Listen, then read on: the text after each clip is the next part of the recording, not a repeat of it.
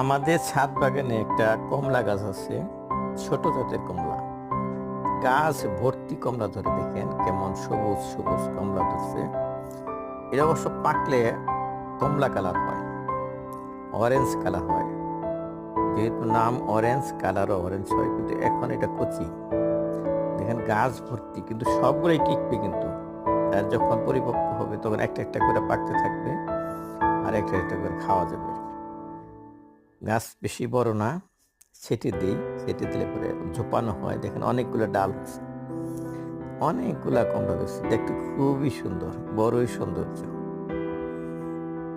আমাদের ছাদ বাগানে ছোট জাতের কমলা, ওই যে সমস্ত কমলা যে ব্যাগে ঝুলাই ঝুলাই বিক্রি করে, ওইগুলি আর কি, ওই জাতের।